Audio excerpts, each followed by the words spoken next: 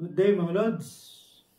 Ang tatalakayin po natin ngayon ay ang grammar na a, o, yo, chuseyo. Ito ay sa English ay please do it for me, or kapag tayo po ay humihiling ng pabor sa isang tao. Okay? Nung nakaraan po, tinalakay natin yung grammar na seyo. Yan po. Kapag tayo ay nagkukuman, nagbibigay ng instruction, or gumagawa tayo ng request, mga lodi.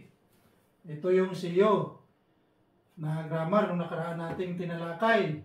Ngayon naman, itong aoyo, juseyo, ay mas formal to siya gamitin kesa sa seyo. For example, karuchida, to teach. Kapag ginamitan natin ng seyo, karucheseyo, please teach. Pakituruan. Yan po. Ngayon, kagagamitan natin ng aoyo juseyo, ganito na po siya. Karucho juseyo, please teach me. Okay? Tandaan, mas formal tong aoyo juseyo gamitin kaysa sa seyo, mga lodi.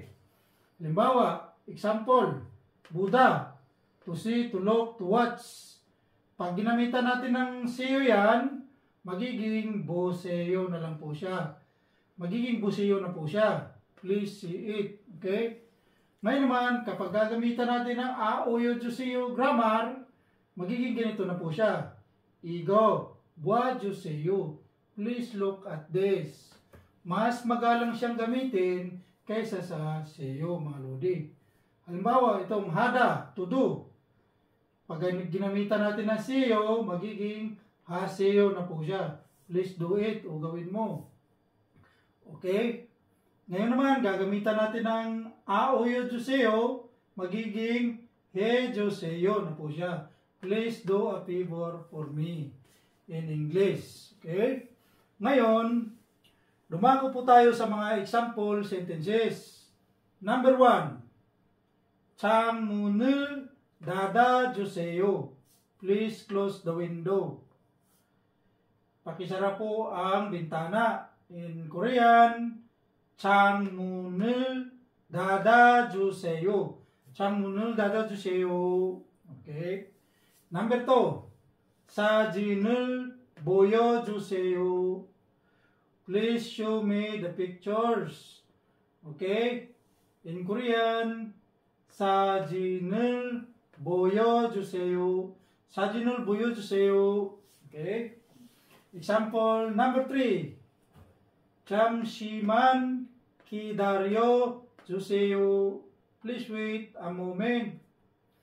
In Korean, 잠시만 기다려 주세요. 잠시만 기다려 주세요. Yan po. Number 4. 한 번 더 설명해 주세요. Please explain it once more. Paki-explain po ng isang beses.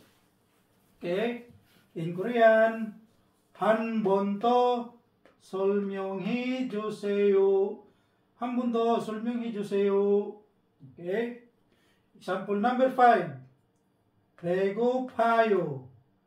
피자 사주세요. Okay. I'm hungry. Please buy me some pizza. Okay. Gutom ako. Pakibilan niyo po ako ng pizza. In Korean, 배고파요. 피자 사주세요. 배고파요. Pizza 사주세요. Yun, mga lodi.